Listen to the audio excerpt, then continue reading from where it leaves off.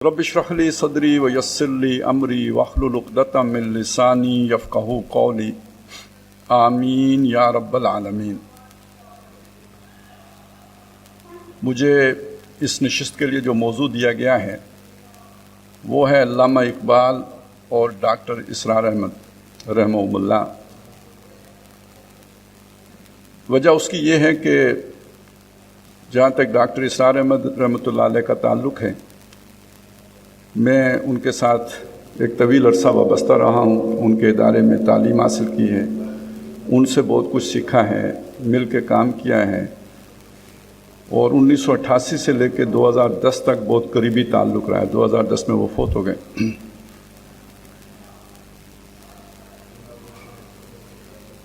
اور ڈاکٹر صاحب کا جو اپنا قول ہے وہ موجود ہے۔ آپ فرمایا کرتے تھے کہ میرے جو علم کی سورسز ہیں، منابع ہیں، جن چشموں سے میں نے علم کا پانی پیا ہے، تو ان میں سے ایک ڈاکٹر علامہ محمد اقبال ہیں۔ تو اسی وجہ سے یہ موضوع مجھے شاید دیا گیا ہے کہ علامہ اقبال اور ڈاکٹر اسرار احمد کا جو آپس کا تعلق ہے اسے کچھ واضح کر سکوں۔ اس حوالے سے سب سے پہلے ہمیں یہ دیکھنا ہے کہ علامہ اقبال کا جو دور ہے وہ دور ہے کون سا۔ وہ اسلام کے عروج کا دور نہیں ہے، اسلام کی غربت کا دور ہے، مسلمانوں کی غلامی کا دور ہے۔ اس وقت کی جو عمومی صورتحال ہے اس پہ ایک تبصرہ ہے جو مولانا الطاف حسین حالی نے کیا ہے کہ اے خاصان رسول وقت دعا ہے، امت پہ تیری آ کے عجب وقت پڑا ہے، وہ دین کے جو بڑی شان سے نکلا تھا وطن سے، پردیس میں وہ آج غریب الغربا ہے۔ اور یہ کہ پستی کا کوئی حد سے گزرنا دیکھے، اسلام کا گر کر نہ ابھرنا دیکھے، مانے نہ کبھی کہ مد ہے ہر جزر کے بعد، دریا کا ہمارے جو اترنا دیکھے۔ ایک رات کی کیفیت ہے، مایوسی کی کیفیت ہے، اندھیرے کی کیفیت ہے۔ ہم اگر اس چیز کو دینی اعتبار سے دیکھیں تو اللہ تبارک و تعالیٰ کا امر، اللہ کا فیصلہ، اللہ کے احکام وہ دنیا میں نافذ ہیں۔ جو کچھ بھی ہوتا ہے وہ اللہ کی مرضی کے بغیر نہیں ہوتا۔ تو اگر مسلمان غلام تھے، مسلمان اس طرح بے آبرو تھے، اس طرح پستی میں گرے ہوئے تھے، تو اس کے پیچھے اللہ کی کیا حکمت ہے۔ تو آج ادھر آنے سے پہلے مجھے ایک خیال آ رہا تھا کہ ایک تھوڑی سی کیفیت نبی صلی اللہ علیہ وسلم پر ایسی گزری کہ وحی کا سلسلہ موقوف ہو گیا۔ آپ بہت رنجیدہ ہو گئے، نہایت رنجیدہ رہتے تھے، اور اس کے کئی واقعات ہیں جو سیرت کی کتابوں میں آپ کو مل جائیں گے۔ تو جب اس کے بعد وحی آئی اور اللہ تعالیٰ نے جو حضور صلی اللہ علیہ وسلم کو تسلی دی تو وہ سورۃ الضحیٰ ہے۔ والضحیٰ واللیل اذا سجا ما ودعک ربک وما قلی، کہ جیسے چمکتی صبح ہوتی ہے تو ایسے ہی رات بھی ہوتی ہے۔ تو رات بھی بامقصد ہے، دن بھی بامقصد ہے۔ آپ کیوں پریشان ہوتے ہیں؟ آپ کے رب نے آپ کو چھوڑا نہیں ہے۔ ہم یہ نہیں کہیں گے کہ اس رات کی کیفیت میں جب علامہ اقبال کی فکر طلوع ہو رہی تھی اور مسلمان بحیثیت مجموعی ایک طرح کی رات کی کیفیت میں تھے اور پستی کی کیفیت میں تھے، اس میں بھی کوئی حکمت تھی۔ وہ ہم سمجھ سکیں نہ سمجھ سکیں، لیکن یہ کہ کوئی حکمت تھی۔ جیسے اگر وحی کا سلسلہ کچھ دن کے لیے موقوف ہو گیا تو وہ گویا جیسے رات ہوتی ہے اس طرح کی کیفیت تھی، اور پھر یہ کہ دوبارہ شروع ہو گیا۔ اس سے یہ سمجھنا کہ اللہ تعالیٰ نے منہ موڑ لیا ہے وہ صحیح نہیں ہے۔ تو امت سے بھی اللہ نے منہ نہیں موڑا۔ اللہ تعالیٰ اس امت کا اس وقت بھی ولی تھا۔ اللہ ولی الذین آمنوا یخرجہم من الظلمات الی النور۔ اس اندھیری رات میں اللہ تعالیٰ نے روشنی کی جو کرن نمودار کی ہے، جو امید کا سورج بن کے طلوع ہوا، وہ در حقیقت علامہ اقبال ہے۔ چنانچہ ایک طرف وہ چیز دیکھیے نا کہ پستی کا کوئی حد سے گزرنا دیکھے، اسلام کا گر کر نہ ابھرنا دیکھے۔ اس کے برعکس دیکھیں، آسماں ہوگا سحر کے نور سے آئینہ پوش، اور ظلمت رات کی سیما پا ہو جائے گی، پھر دلوں کو یاد آ جائے گا پیغام سجود، پھر جبھی خاک حرم سے آشنا ہو جائے گی، آنکھ جو کچھ دیکھتی ہے لب پہ آ سکتا نہیں، میں وہ حیرت ہوں کہ دنیا کیا سے کیا ہو جائے گی، شب گریزاں ہوگی آخر جلوہ خورشید سے، یہ چمن معمور ہوگا نغمہ توحید سے۔ تو وہ پستی کا رونا دیکھیں اور یہ امید کا جو ہے نا چراغاں دیکھیں، یہ علامہ اقبال ہے۔ اور علامہ اقبال اب یہاں پہ ایک طرف یہ اتنی بڑی امید کی بات کر رہے ہیں تو دوسری طرف کچھ رہنمائی بھی دے رہے ہیں، پستی کی وجہ بھی بتا رہے ہیں، اس کا علاج بھی بتا رہے ہیں، سبب بھی بتا رہے ہیں، تشخیص بھی کر رہے ہیں، علاج بھی بتا رہے ہیں، اور بتا رہے ہیں کہ تم کیوں پستی کا شکار ہوئے۔ وہ زمانے میں معزز تھے مسلمان ہو کر، اور تم خار ہوئے تارک قرآن ہو کر۔ آج جو ذلت میں ڈوبے ہوئے ہو، آج جو پستی کے مکین ہو، آج جو قہر مذلت میں گرے ہوئے ہو، اس کا سبب یہ ہے کہ تم نے قرآن چھوڑا ہے۔ تو علاج اس کا کیا ہوا کہ واپس آؤ قرآن کی طرف، اب اسی سے تمہیں عزت ملنی ہے، اسی سے تمہیں عروج ملنا ہے۔ اور اپنی وہ ساری جو شاعری ہے، دیکھیں شاعر ہونا ایک مزاج ہوتا ہے، لطیف بات کرنا، بال سے زیادہ باریک باتیں وہ ایک مزہ دیتی ہیں لوگوں کو۔ اقبال کہتے ہیں میں شاعری کو ایک بڑے مقصد کو حاصل کرنے کے ذریعے کے طور پر استعمال کر رہا ہوں، یہ میرا کوئی لطف نہیں ہے، یہ میرا کوئی ہابی نہیں ہے، یہ کوئی میرا وقت گزاری کا مشغلہ نہیں ہے، یہ اس بڑے مقصد کے لیے ایک ذریعے کے طور پر میں نے شاعری اختیار کی ہے، وگرنہ یہ میرا کوئی شوق نہیں ہے۔ اور بڑا مقصد کیا ہے؟ یہ امت جو میرے سامنے ہے، بلکہ یہ ایک جہاں ہے جو میرے سامنے ہے، یہ ایک فرسودہ نظام ہے جو میرے سامنے ہے۔ پیش ما یک عالم فرسودہ است، میرے سامنے ایک فرسودہ عالم ہے، اگرچہ دیکھنے میں بہت جو ہے نا اس کی چمک دمک ہے، نظر کو خیرہ کرتی ہے چمک تہذیب حاضر کی، یہ صنائی مگر جھوٹے نگوں کی ریزہ کاری ہے، لہذا ایک فرسودہ عالم میرے سامنے ہے۔ لیکن ٹریجڈی کیا ہے، المیہ کیا ہے؟ اس کی آغوش میں امت آسودہ ہے، پیش ما یک عالم فرسودہ است، اور اس جو امت ہے وہ اس کے اندر بہت آسودگی کے ساتھ اپنے دن کاٹ رہی ہے، اور یہ کہ بلکہ یہیں پہ دنیا کو جنت بنانے کے چکر میں پڑی ہوئی ہے۔ تو کیا ان خصائص کے ساتھ تمہیں امامت مل سکتی ہے، عزت مل سکتی ہے؟ نہیں، ہے وہی تیرے زمانے کا امام برحق جو تجھے حاضر و موجود سے بیزار کرے۔ تمہیں اس شخص کی امامت درکار ہے، وہ شخص تمہاری لیڈری کا حقدار ہے۔ اب امامت کا لفظ شاید آپ کو دو مسلح کے 2 رکعتوں والی امامت یاد آ جائے گی، اس لیے میں نے لیڈر کا لفظ استعمال کیا ہے۔ تمہیں وہ مدبر سیاستدان چاہیے جو تمہیں حاضر و موجود سے بیزار کرے۔ حاضر و موجود سے بیزار ہونے کا کیا مطلب ہے؟ آج جو دنیا کی چمک دمک ہے، یہ جو آپ عیاشی کا مختلف سامان ہیں، ابھی جیسے انٹرٹینمنٹ کی بات آئی تھی، تو ان میں تمہیں جو ہے مشغول نہ کرے، ان سے تمہیں بیزار کرے، وہ تمہارا لیڈر ہے۔ وہ اس ڈوبتی نیا کو کنارے لگائے گا، وہ تمہیں منزل مراد تک پہنچائے گا جو تمہیں حاضر و موجود سے بیزار کرے۔ اب یہ وہ چیز ہے کہ جو ہمیں تاریخ انسانی میں کامل طور پر اگر نظر آتی ہے تو جناب محمد الرسول اللہ صلی اللہ علیہ وسلم میں نظر آتی ہے، جو مجسم قرآن تھے۔ قرآن مجید کی تعلیمات کا خلاصہ، قرآن مجید کی تعلیمات کا عملی نمونہ، مجسم قرآن ہونا، یہ صادق آتا ہے جناب محمد الرسول اللہ صلی اللہ علیہ وسلم پر، اور وہ فخر کا کتنا بڑا نمونہ تھے۔ اور یہ جو اقبال نے نا اس فخر کو جو اونچا ایک درجہ دیا ہے، اور اسے انسانی ترقی، انسانی نشو و نما، کردار کی بلندی، اس کی بنیاد قرار دیا ہے۔ فرماتے ہیں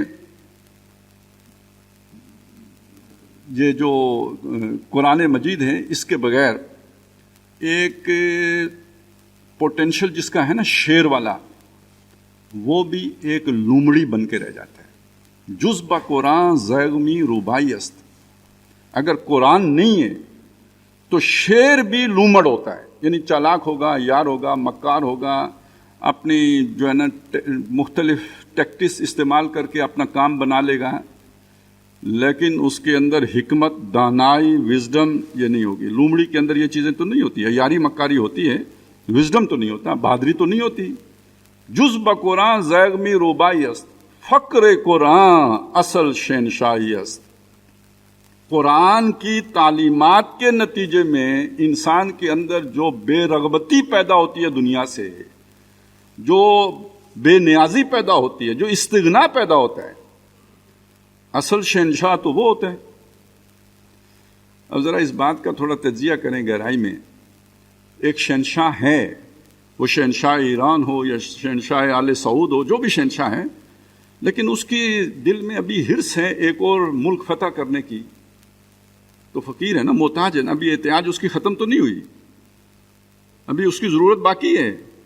اور ایک شخص ہے گدڑی میں اور اسے کچھ احتیاج ہی نہیں ہے، اس کی کوئی ضرورت ہی نہیں ہے، تو اصل شہنشاہ کون ہوا؟ دنیا سے بے نیاز کون ہے؟ تو جزبہ قرآن زیغمی روبائی است، فقر قرآن اصل شہنشاہی است، فقر قرآن اختلاط ذکر و فکر۔ یہ قرآن مجید کے نتیجے میں جو بے نیازی پیدا ہوتی ہے اس کی تعلیمات کے نتیجے میں، یہ صرف پڑھنے سے نہیں ہوتا، یہ ذکر و فکر کے مجموعے سے ہوتا ہے۔ تلاوت قرآن ذکر اور اس پر تدبر فکر، تو دونوں کے مجموعے سے وہ شخصیت تیار ہوتی ہے جو زمانے سے بیزار کرنے والی قابلیت رکھتی ہے، لیڈرشپ کے حامل ہوتی ہے۔ اور فکر کامل نہ دیدم جز بذکر، میں نے کسی مفکر کے فکر کو مکمل نہیں دیکھا اگر اس کے ساتھ ذکر کا عنصر شامل نہیں تھا۔ یہ اصل المیہ ہمارا یہ ہے۔ آپ اپنے سارے مفکرین کو دیکھ لیجئے، وہ ذکر سے خالی ہیں، لہذا ان کی جو فکر ہے وہ دنیا کی طمع، دنیا کی لالچ، دنیا کا نیریٹو اس کے گرد بنی ہوئی ہوتی ہے۔ تانا بانا اس کا دنیا کی کامیابی اور ناکامی پہ بنا ہوتا ہے، جبکہ قرآن مجید اس شے سے بے نیاز کرتا ہے۔ یہیں سے اس غلط فہمی کا آغاز ہوتا ہے کہ جو ہمارے ہاں اقبال کے حوالے سے پائی جاتی ہے۔ اقبال نے ظاہر ہے ایک کردار اور اس کے استعارے کے طور پر، بندہ مومن کا کردار ہے، اس کے استعارے کے طور پر شاہین کا لفظ استعمال کیے۔ اب ہمارے جو بھی شمالی ہندوستان کے لوگوں کا جو خون خوارانہ ذہن ہے، اس کو شاہین کا لفظ اس اعتبار سے ذرا پسند آیا کہ یہ لپکنا، پلٹنا، پلٹ کے جھپٹنا، تو شاہین کا یہ کام ہوتا ہے، یعنی یہ کہ چیرنا، پھاڑنا، کھانا، پھٹنا، پھاڑنا، یہ شاہین کا کام ہے۔ بھائی اقبال نے اس معنی میں شاہین کا لفظ نہیں استعمال کیا، یہ جو میں نے آپ کو ابھی ساری تفصیل بتائی ہے، اقبال نے شاہین کو اس معنی میں استعمال کیا جسے کوئی دنیا کی فکر نہیں ہوتی، غم نہیں ہوتا، خوف نہیں ہوتا۔ جیسے شیر کو نہیں ہوتا ایسے شاہین کو نہیں ہوتا۔ لومڑ نہ بنو، عیار چالاک مکار نہ بنو، شاہین بنو۔ اور شاہین کا وصف اقبال کیا بیان کرتا ہے؟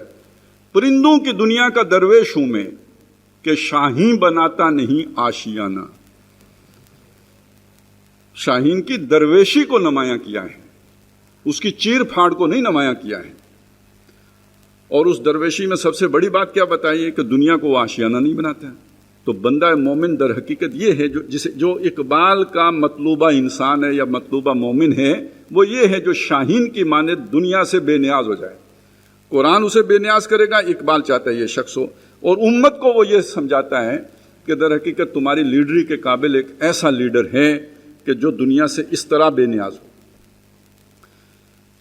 ذرا علامہ اقبال کی ان تعلیمات کو اگر آپ دیکھیں گے تو ان کے آس پاس جو لوگ پائے جاتے ہیں یا چاہے پائے جاتے تھے، ہم کتابوں میں دیکھتے ہیں جو پائے جاتے ہیں، یا آج بھی جو اکثر و بیشتر ان کے نام لیوا ہیں، ان میں ہمیں یہ صفات نظر تو نہیں آتی۔ شہادت مطلوب و مقصود مومن نہیں، مال غنیمت مطلوب و مقصود مومن والی صفات نظر آتی ہیں۔ وہ مال غنیمت، اسی لیے میں نے لفظ استعمال کیا، کرپشن سے ملے، دھونس سے ملے، دھاندلی سے ملے، اچھے سے ملے، برے سے ملے، حلال کا ملے، حرام کا ملے۔ اقبال کے نام لیوا اکثر و بیشتر یہی کر رہے ہیں یا نہیں کر رہے؟ تو لومڑ ہوئے نا، لومڑی بھی تو اسی طرح جو ہے نا شکار کرتی ہے، عیاشی سے، عیاری سے، چالاکی سے، مکاری سے۔ آج ہمارے سارے لیڈروں کے اندر یہ اوصاف نہیں پائے جاتے۔ نام اقبال کا سارے لیں گے لیکن اوصاف اندر یہ پائے جائیں گے۔ تو اس چیز کو سمجھ لیجئے کہ اقبال جس طرح کی شخصیت پیدا کرنا چاہتا تھا وہ یہ والی شخصیت ہے جو دنیا سے بے نیاز ہو۔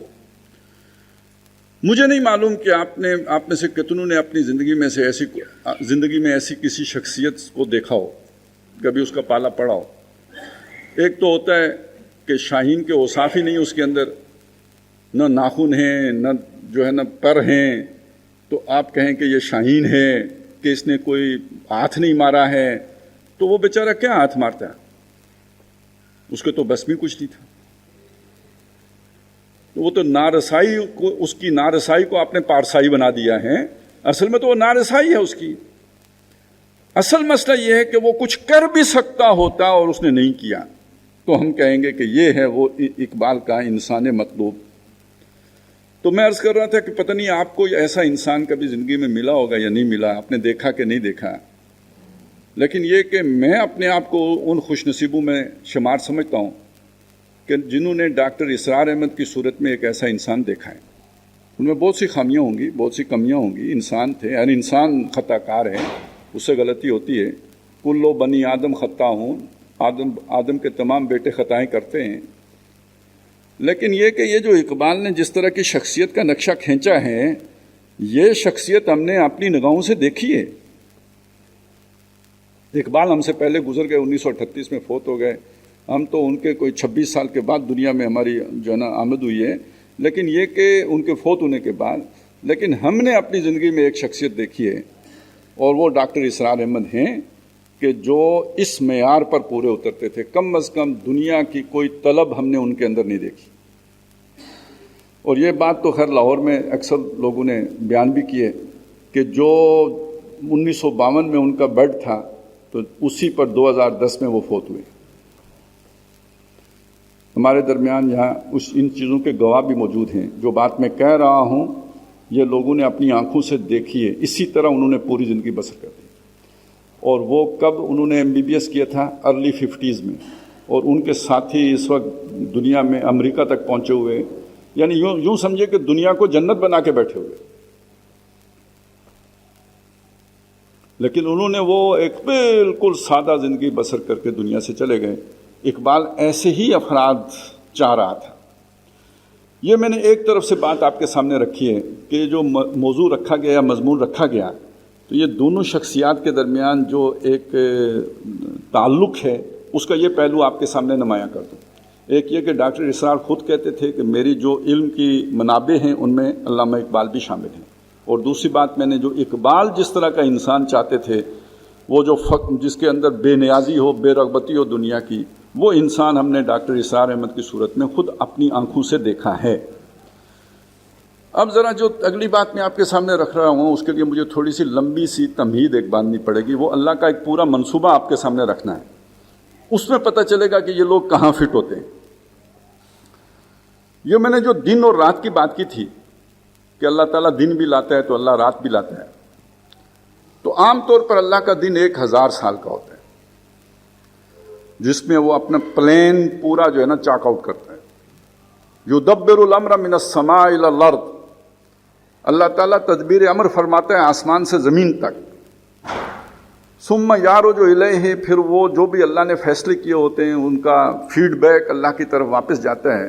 فی یومن، ایک ایسے دن میں، کان مقدارہ الف سنۃ مما تعدون، جس کی مقدار، جس کی لمبائی اس 1000 سال کے برابر ہوتی ہے جو تم گنتے ہو. یعنی ہمارا جو سال 365 دنوں کا ہوتا ہے، اس ایک سال کے 1000 سال جب بنتے ہیں تو اللہ کا ایک دن بنتا ہے. آپ کو معلوم ہے کہ اس بنیاد پر ایک بہت بڑا فتنہ اٹھا تھا ہندوستان میں اکبر کے زمانے میں. اور اکبر نے یہ بات کہی تھی کہ نبی صلی اللہ علیہ وسلم کے بعد 1000 سال پورا ہو گئے، گویا اللہ کا منصوبہ پورا ہو گیا. تدبیر امر جو 1000 سال کی تھی وہ پوری ہو گئی. اگلے 1000 سال کا کوئی منصوبہ اللہ کا موجود نہیں ہے، لہٰذا ماں بدولت آزاد ہیں نیا منصوبہ بنانے میں. لہٰذا ہندوستان کے لیے اب میری تدبیر امر چلے گی اور وہ دین اکبری ہوگا جو یہاں پہ نافذ ہوگا. بڑی عجیب بات یہ ہے، ہمیں تورات میں ذکر ملتا ہے کہ جب نبی صلی اللہ علیہ وسلم کی اس میں بشارت ہے، فارکلیت کے نام سے، فاران کی پہاڑیوں سے ان کا ظہور ہوگا اور ان سے ایک روشنی پوری دنیا میں پھیلے گی.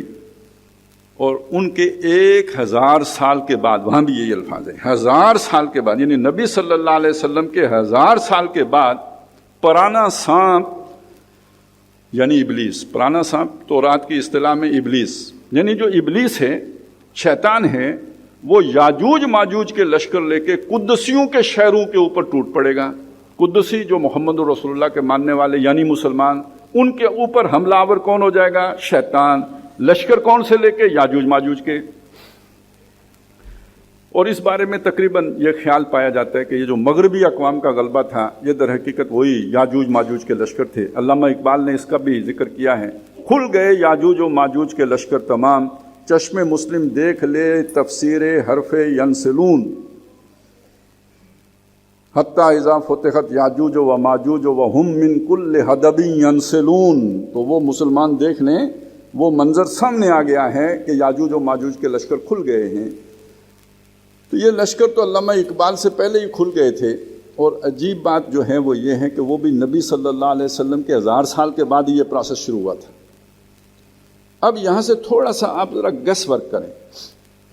गैस वर्क ये है कि दोनों बातें 1000 साल के बाद हुई हैं, इधर हिंदुस्तान में अकबर और उधर मगरब में वो जो याजूज माजूज के लश्कर उठे हैं। अब आप ज़रा शैतान के सतह को कोई सोचे ना, उधर से नीचे देखें, वो ज़मीन को देख रहा है, उसने अपना ये प्लान यानी 1000 साल के बाद अपनी तदबीर का प्लान नाफिज करना है। तो जिस जगह को वो मुंतखब करता है वो वेस्ट नहीं है, वो हिंदुस्तान है। और इसके लिए उस वक्त के बादशाह के दिल में बात डालता है, इन्न शयातीन लयूखून इला औलियाहिम लियुजादिलुकुम, जो उसके इर्द गिर्द 9 रतन होंगे, उनमें से कई उसके जो है ना वली होंगे, तो उनके दिलों में उसने ये बात डाली कि इस जो अनपढ़ बादशाह को ये बात समझाओ कि वो 1000 साल का दौर ख़त्म हो गया, अब एक नया दौर का आगाज़ करते हैं और उस दौर में ये वाला दीन चलेगा। तो शैतान ने पहली अटेम्प्ट कहाँ की? यहाँ की, क्योंकि जो पोटेंशियल यहाँ था वो वेस्ट में नहीं था। ये मिट्टी जितनी जरखेज थी दुनिया की क़यादत के लिए, इतना वेस्ट नहीं था। अल्लाह ताला ने वेस्ट में होने दिया जो हो रहा है, या नहीं होने दिया। यहां एक बंदा खड़ा कर दिया, वही फकीर बंदा, गर्दन न झुकी जिसकी जहांगीर के आगे, शेख अहमद सरहंदी मुजद्दिद अल-फैसानी। उसको इससे कोई गरज नहीं कि जेल जाऊंगा, नुकसान हो जाएगा, फंड नहीं मिलेंगे, बादशाह नाराज हो जाएगा। ये होते ना शाहीन, ये शाहीन था जो खड़ा हो गया और वो पूरा शैतानी मंसूबा तलपट हो गया। और उसको मजबूरन जाके तो फिर वेस्ट ही में कंसंट्रेट करना पड़ा। हिंदुस्तान में उसके लिए जगह नहीं छोड़ी। किसने?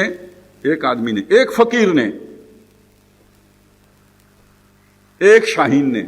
ये शाहीन होता है, चीरने फाड़ने वाला शाहीन नहीं था, वो दलील देने वाला शाहीन था। उसने बादशाह का मंसूबा खत्म कर दिया। बीच में कुछ अरसा गुजरा, सेकंड अटेम्प्ट।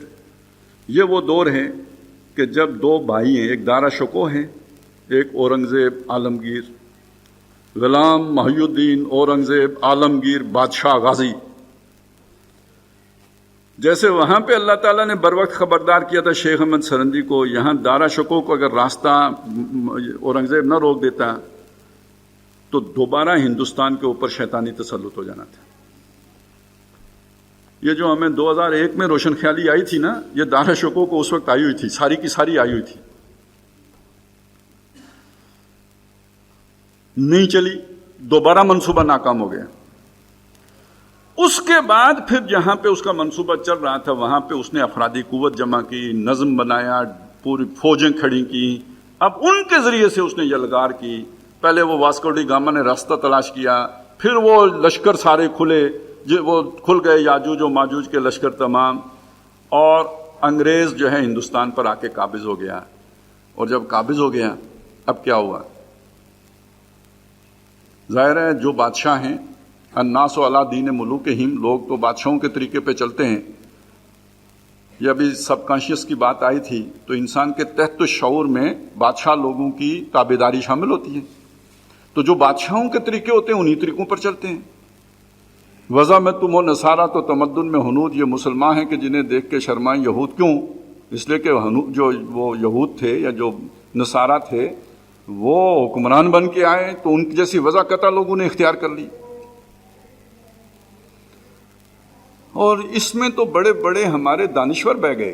उन्होंने कहा यार चमड़ी तो हम बदल नहीं सकते, अभी मेकअप का इतना सामान नहीं आया था, تو چمڑی تو ہم تبدیل نہیں کر سکتے کہ گوری کر لیں، لیکن یہ کہ اپنا کردار بالکل اسی طرح بنا لو جیسے کہ وسط میں یہ گورے لوگوں کا کردار ہے. یہاں تک کہ اگر یہ کھڑے ہو کے پیشاب کرتے ہیں تو اس میں بھی کوئی حکمت ہوگی، کوئی دانائی ہوگی، ہمیں سمجھ نہیں آتی، کم دماغ ہے، لیکن اس کے پیچھے بھی کوئی وزڈم ضرور ہوگی کھڑے ہو کے پیشاب کرنے کے پیچھے.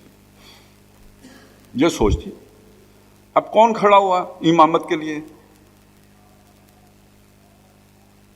جنہوں نے پیٹ کی پرواہ نہیں کی، جنہوں نے کھانے پینے کی دنیا کی پرواہ نہیں کی. بلڈنگ ملی تو ملی، نہیں ملی تو پرواہ نہیں.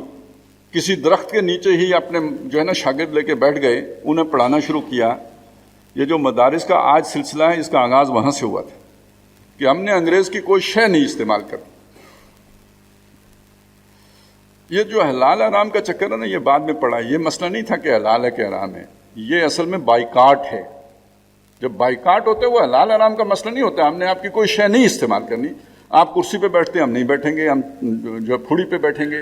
آپ میز آگے رکھتے ہیں، ہم نہیں رکھیں گے. آپ یہ کرتے ہیں، ہم وہ نہیں کریں گے. ہم آپ سے 180 درجے الٹا چلیں گے.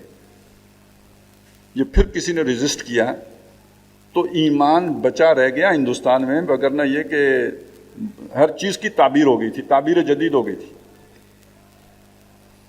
وہ تو پوری تفصیل میں آپ کے سامنے رکھوں، وہ ایک تو وقت زیادہ لگ جائے گا، کنٹروورسی بھی ہو جائے گی، کیونکہ وہ بھی ہمارے ہیرو ہیں. لیکن ظاہر ہے ہیرو ہی تو زیرو کرتے ہیں. تو ہو رہا تھا، بلکہ وہ ہے فتنہ ملت بیضا امامت اس کی، جو مسلمان کو سلاطین کا پرستار کرے. تو وہ بھی تو موجود تھے نا جو سلاطین کا پرستار بنا رہے تھے. وہ بنایا مسلمانوں کو، اور کس حد تک بنایا کہ اگر کسی نے سیاسی تحریک بھی انگریزوں کے خلاف کھڑی کی تو کہا کہ ہمیں انگریزوں کے خلاف چھیڑ چھاڑ نہیں کرنی چاہیے، اس لیے کہ انہوں نے ہمیں نماز روزے کی اجازت دے رکھی ہے. ہمارے محسن ہیں، ہمارے آقا ہیں، انہوں نے ہمیں نماز اور روزے کی اجازت دے رکھی. اس پہ علامہ اقبال نے کہا تھا، ملا کو جو ہند میں ہے سجدے کی اجازت، ناداں سمجھتا ہے کہ اسلام میں آزاد. تو وہ یہ بات تھی. تو کسی نے ذہن سازی کر کے تو یہاں تک پہنچایا تھا. کیوں؟ کمفرٹ زون نہیں چھوڑنا. یہ جو اپنے ہیں نا نوکریاں ہیں، چاکریاں ہیں، کاروبار ہیں، جو بھی اپنے سلسلے ہیں، ان کو برقرار رکھنے کے لیے انگریز کے ساتھ سازگاری اختیار کرنی بہت ضروری ہے. اور اگر انگریز کے ساتھ کوئی فرکشن کریٹ کریں گے تو یہ سب کچھ چھن جائے گا. تو جس کو چھن جانے کا فکر نہیں تھا وہی کھڑا رہے گا. پھر وہی فقر والی بات آ گئی، حاضر و موجود سے بیزاری والی بات آ گئی. اب یہ ایک دور ہے، یہ بالکل اس طرح کا دور ہے جیسے اصحاب کہف میں کہف کا ذکر آتا ہے سورہ کہف میں، کہ زندگی اجیرن، آپ غار میں جا کے اپنا آپ بچا سکتے ہو. اسی طرح سویلائزیشن سے کٹ کر اپنا جو ہے نا وہ ایگزسٹ کر سکتے ہو. اگر آپ جڑے رہے تو ڈھل جاؤ گے. آپ اسی جو ہے نا کان کے اندر، نمک کی کان کے اندر نمک ہو جاؤ گے. یہ ایک دور تھا جو گزر گیا، ریزسٹنس کا دور ہے. لیکن یہ ریزسٹنس ہے ڈیٹیچمنٹ کے ذریعے سے. پھر ایک وقت آیا کہ یہاں اسی ہندوستان کی سرزمین سے اس تہذیب کو چیلنج کیا گیا. جیسے سورہ کہف میں آتا ہے نا، وہ ایک بندہ مومن جو ہے وہ کھڑا ہو گیا اپنے کسی دوست کے مقابلے میں جس کے پاس بڑا ساز و سامان تھا، باغ تھے اس کے، اور وہ باغ والوں کے مقابلے میں وہ کھڑا ہو گیا. وہ جو باغ والا تھا وہ کہتا تھا، میں نہیں سمجھتا، ما اظن ان تبید ھذہ ابدا وما اظن الساعۃ قائمہ، مجھے نہیں یقین کہ قیامت ویامت کوئی ہوگی. وَلَئِن رُدِدتُّ إِلَىٰ رَبِّي لَأَجِدَنَّ خَيْرًا مِّنْهَا مُنْقَلَبًا، اگر میں لوٹا ہی دیا گیا بالفرض محال جیسے تم سمجھتے ہو، تو جس نے مجھے یہاں بہت سارا کچھ دیا وہاں بھی بہت کچھ دے گا. یہ ایک پوائنٹ آف ویو ہے. اب درویش کون ہوتا ہے؟ درویش خدا مست، جو نہ شرقی ہے نہ غربی ہے، جو بیزار ہے، حاضر و موجود ہے. اس نے کہا کہ یہ لولا اذ دخلت جنتک قلت ما شاء اللہ. میں تو نہیں کہتا یار مجھے کوئی حسد نہیں ہے تم سے، میں تمہیں صرف اتنا نکتہ سمجھا رہا ہوں کہ یہ کیوں نہیں ہوا جب تم اپنے باغ میں داخل ہوئے تو تم نے کہا ہوتا کہ یہ جو اللہ نے چاہا. یہ تمہارا اپنا زور بازو نہیں ہے، یہ اللہ کی تدبیر ہے جس نے تمہیں دیا. بس اتنی ساری تو بات تھی. فَعَسَىٰ رَبِّي أَن يُؤْتِيَنِي خَيْرًا مِّن جَنَّتِكَ وَيُرْسِلَ عَلَيْهَا حُسْبَانًا مِّنَ السَّمَاءِ فَتُصْبِحَ صَعِيدًا زَلَقًا. تو امید ہے مجھے اپنے رب سے، تیرے اس باغ کو اجاڑ دے گا، اس کا پانی گہرا کر دے گا، اسے ویران کر دے گا، اور تیرے اس باغ سے بہتر باغ مجھے عطا کر دے گا۔ اب ذرا دیکھیے یہ کتنی یقین کے ساتھ کہی ہوئی بات تھی کہ سچ مچ ایسا ہو گیا۔ آگے ساری اس کی تشریح آ گئی ہے، یہی ہوا۔ فاصبح یقلب کفیہ علی ما انفق فیہا وہی خاویۃ علی عروشہا، اب وہ ہاتھ ملتا رہ گیا جو اس نے خرچ کیا ہوا تھا، اور وہ پورا باغ الٹا پڑا تھا اپنے سہاروں کے اوپر، وہ سب غرق ہو گیا۔ آپ یہ دیکھیں ذرا کہ کیا اسی انداز میں علامہ اقبال نے مغربی تہذیب کو چیلنج نہیں کیا کہ تمہاری تہذیب اپنے خنجر سے آپ خودکشی کرے گی، جو شاخ نازک پہ آشیانہ بنے گا ناپائیدار ہوگا۔ وہ کون سی شاخ تھی جو نازک تھی، جس کو اقبال نازک شاخ کہہ رہے ہیں؟ کون سی تھی؟ مادہ پرستی۔ یہ جو مٹیریل جو ہے نا، جو مٹیریلزم ہے اور اس مادہ پرستی ہے، یہ بہت نازک شاخ ہے۔ یہ تو اپنے پاؤں پہ خود کلاڑی مارنے والا کام ہے، اور اس کے نتائج ہیں جو اب وسط میں ظاہر ہونا شروع ہو گئے۔ خاندانی نظام بکھر گیا، والدین جو ہیں اولڈ ہوم میں پڑے ہوئے ہیں، وہ بچوں کو ترستے ہیں، کوئی ان کو گھاس ڈالنے کے لیے تیار نہیں۔ نئی نسل کو ابھی سمجھ ہی نہیں، جب انہیں سمجھ آئے گی تو وہ اس ایج کو پہنچ چکے ہوں گے جب نکھٹو ان کی کوئی بات ہی نہیں سنے گا۔ یہ ٹریجڈی ہے نا، جس سے نو انسانی دو چار ہوئی ہے۔ تو یہ ہمارے دانشور کہتے ہیں کہ جی وہ تو ترقی کر رہے ہیں، یہ ترقی ہے؟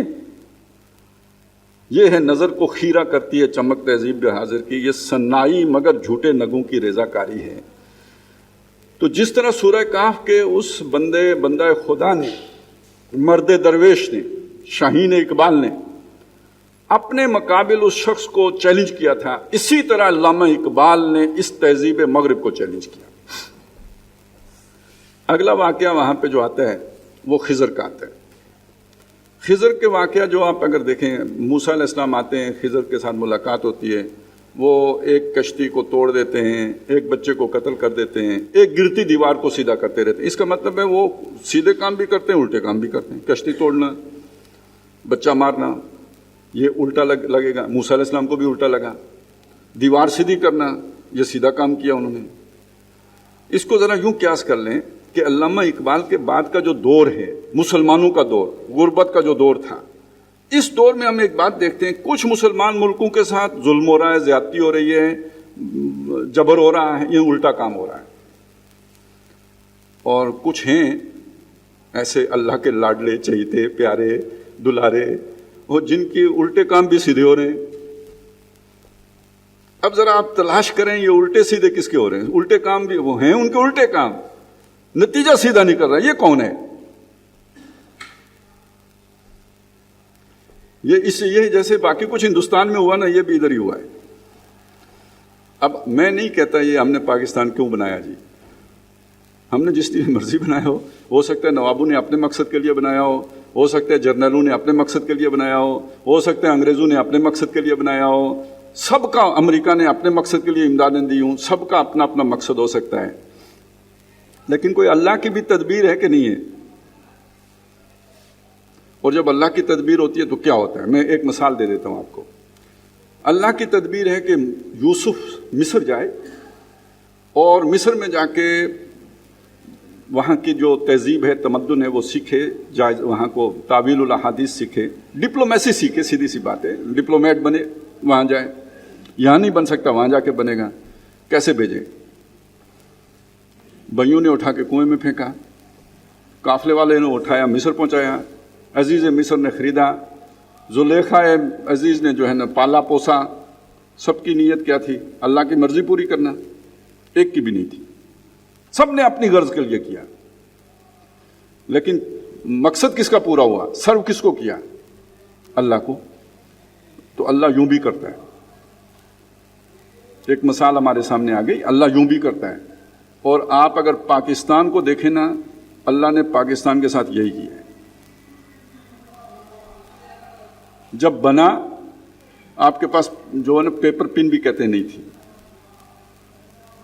لیکن انگریزوں کی ضرورت بن گئی، انہوں نے سنبھالا، امریکہ کی ضرورت بن گئی، انہوں نے سنبھالا۔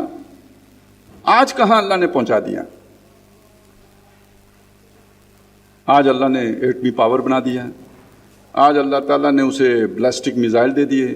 اب پتہ نہیں وہ خبر سچی ہے یا جھوٹی ہے، پتہ نہیں کیا ہے، کہ وہ 7000 کلومیٹر والا بھی کوئی فائر کر دیا ہے۔ اگر کر دیا ہے تو یہ آج سے 10 سال پہلے خودکشی سمجھی جاتی تھی،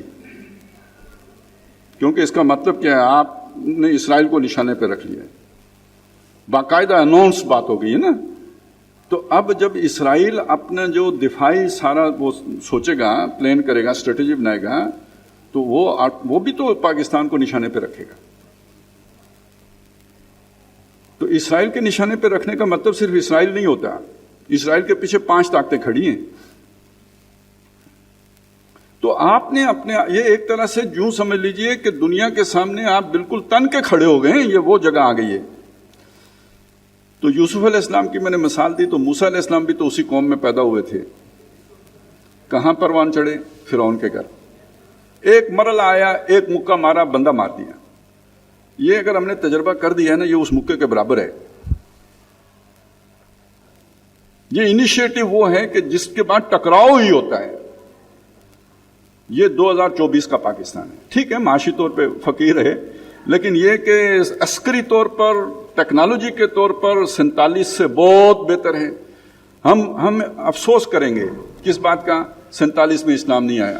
ہم افسوس کریں گے 70 سالوں میں اسلام نہیں آیا. ہم افسوس کریں گے یہاں کرپشن ہوئی. ہم یہاں چیخیں گے، چلائیں گے، یہ ہو گیا، وہ ظلم ہو گیا، سب کچھ ہو گیا.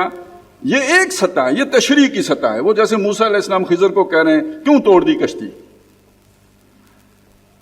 لیکن وہی خضر اس دیوار کو سیدھا کرتا رہا. ان بدماشوں کے بیچ میں دیوار سیدھی ہوتی رہی، ٹیڑے چلتے رہے، پھر اللہ سیدھا کرتا رہا، پھر کوئی حادثہ ہوتا رہا، پھر سیدھا ہوتا رہا.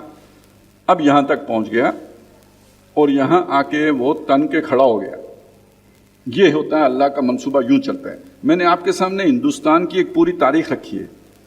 اکبر کھڑا ہوا تو مقابلے میں شیخ احمد سرندی، دارا شکوہ کا خطرہ پیدا ہوا، اورنگزیب عالمگیر، بیچ میں اور سے بہت باتیں ہیں. اگر اس وقت جو ہے نا یہ جو اب جو ہندوتوا چلا رہے ہیں، ہندو جو مراٹھے، اس وقت اگر کامیاب ہو جاتے اور ابدالی نہ آتے، آج ہندوستان میں مسلمان نہ ہوتے. اتنا بڑا منصوبہ لے کے وہ چل رہے تھے. اللہ تعالیٰ نے ابدالی کو بھیج کے ان کا منصوبہ جو ہے ناکام کر دیا. آج ہمارے کچھ سینئر لوگ بھی کہتے ہیں، گورنمنٹ کے جو عہدیدار بھی کہتے ہیں ابدالی ڈاکو تھا. بھئی آپ ہندو ہو؟ مسلمانوں کے لیے تو وہ بہت بڑا جو ہے نجات دہندہ تھا. سکھ کہیں ڈاکو تھا یا ہندو کہیں ڈاکو تھا تو ان کا تو بنتا ہے کہنا. آپ کس کی بولی بول رہے ہو؟ وہ پاکستان میں اب یہ رونے کی بات ہے. اس ہمارے ملک میں ایسے لوگ بھی ہوتے ہیں، وزیر ہوتے ہیں، بڑے بڑے بادشاہ گھروں کے قریبی مشیر ہوتے ہیں. رونے کی باتیں. لیکن دوسری طرف اللہ کا اپنا منصوبہ ہے جو چلا جا رہا ہے، جو دیوار سیدھی رہتی ہے. تو جو آخری دور کا جو سب سے بڑا فتنہ ہے، اس کا علاج یہاں سے کیوں نہیں ہوگا؟ یہ سارا 400 سال کا جو اللہ کا منصوبہ یہاں تک چل کے آیا ہے، یہ تیاری اللہ نے کس دن کے لیے کرائی ہے؟ اب ہمارے سیکولر دانشور بھی کہتے ہیں کہ گریٹر اسرائیل بننا شروع ہو گیا، بن گیا. وہ کہتے ہیں گریٹر اسرائیل کا منصوبہ چل پڑا ہے. اس ساری بات کو میرے کرنے کا مقصد یہ تھا کہ میں آپ کو یہ باور کراؤں کہ میں یقین نہیں کر سکتا کہ گریٹر اسرائیل بن سکتا ہے، کیونکہ گریٹر اسرائیل میں صرف شام ہی کی بات تو نہیں ہے. گریٹر اسرائیل میں تو مدینہ بھی آتا ہے. گریٹر اسرائیل میں عراق تک کا علاقہ آتا ہے. یہ باقی سارے علاقے جا سکتے ہیں. آپ میں سے کوئی یقین کر سکتا ہے کہ مدینہ یہودیوں کے ہاتھ لگ سکتا ہے؟